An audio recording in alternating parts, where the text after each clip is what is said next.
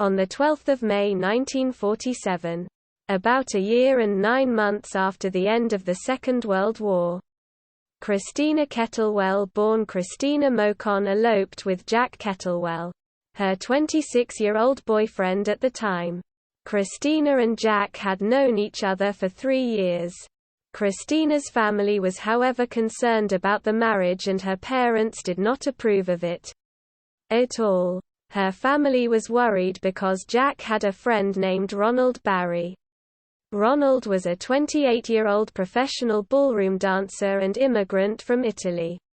According to the family, Ronald and the couple spent an inordinate amount of time together. It got to the point where Christina's family thought that Ronald might be in love with Christina.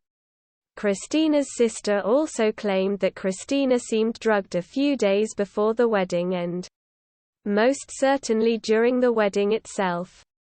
After Christina and Jack eloped, they spent their first days as a newlywed couple in a rented apartment in Toronto. This would have been completely normal if it weren't for the fact that Ronald had joined them for their entire honeymoon. On 17 May 1947, the couple and Ronald made their way to a remote cottage in Seven Falls that Ronald owned. The cottage was only accessible by boat. During their time at the cottage, Christina reportedly began acting strange and completely out of character. She would go into crying fits and at other times seemed out of it and dazed. There was evidence that suggested that during this time Christina had conversations with Ronald about whether or not Jack actually loved her. On 20 May 1947, Christina would disappear and Ronald's cabin mysteriously caught fire. On 20 May 1947, Ronald left the cottage to sunbathe. Ronald later noticed smoke coming out of the cottage and ran back. Once there he found it on fire and Jack with an apparent head injury and pulled him out of the flames. Jack was completely disorientated. Ronald tried looking for Christina but could not find her anywhere in the cottage. According to Ronald, the entire cottage burned down in just an hour. Ronald then took Jack back to the mainland of Seven Falls. Using his boat, Jack was taken to the hospital and was said to have burn wounds, a head injury, and drugs, namely codeine, in his system. The police were then contacted. Christina's body was found only 150 feet away from the cottage by a nearby boathouse owner. Christina's body was free from any burn wounds and signs of violence.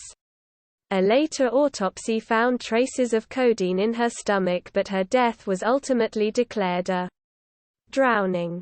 Codeine is an oral prescription opioid or narcotic drug most commonly used to treat mild to moderate pain and as a cough suppressant. What makes this case even more bizarre is the fact that Major Lawrence Scarderfield, who acted as a first responder to the fire, reported that he did not see Christina's body or any signs of her in the area when he went to go get water to help extinguish the flames from the house just hours earlier. 22 people including Jack and Ronald were questioned by police. Ronald was interrogated for 13 hours and Jack was interrogated for 3 hours. Jack had no recollection of the attack or the time before that. He couldn't remember any part of 20 May 1947. On 19 June 1947, an inquest began to decide whether or not Christina's death involved foul play.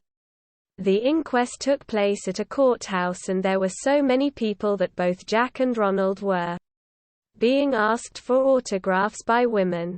Both Jack and Ronald were found not guilty due to a lack of incriminating evidence. A few strange details of the lives of Jack, Ronald, and Christina were revealed during the inquest, but ultimately the inquest could not definitively decide if foul play was involved or not. This unfortunately led to the case not being pursued or investigated further. One of the revelations that occurred included the fact that some people believed Christina had been upset about a potentially unnatural relationship between Jack and Ronald. This most likely was 1940s language for the two men being lovers. John had previously admitted to having an intimate relationship with Ronald. He would however later claim that he was coerced into saying this during the court trial. There was no evidence to support this relationship, but it is highly believed to have existed.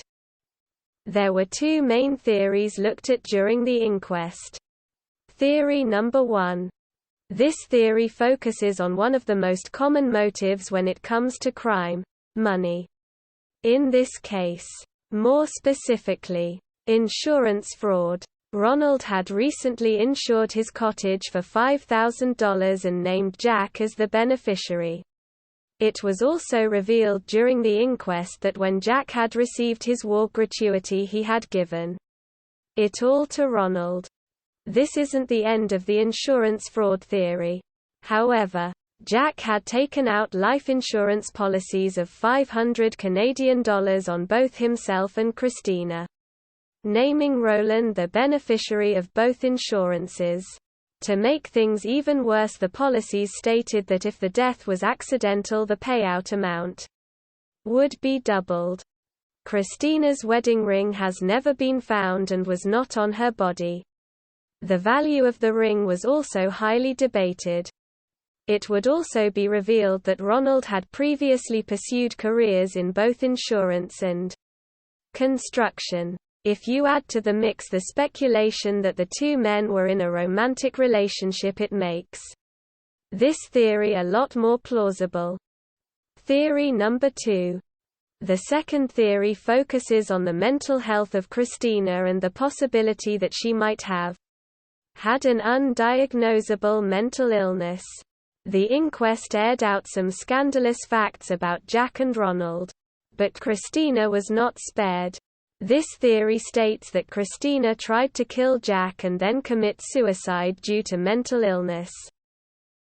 Christina had written multiple suicide letters leading up to her death on 20 May 1947. The first one was written 5 weeks before her wedding. Christina and Jack weren't even engaged yet. In this letter, Christina said she couldn't bear to see Jack end up with another woman, and dying would be better, and she's going to poison herself. In another letter, she clearly states that she wants to kill not just herself, but also Jack. The reason in this letter is the same as in the first: if she can't have him, nobody can. It stated,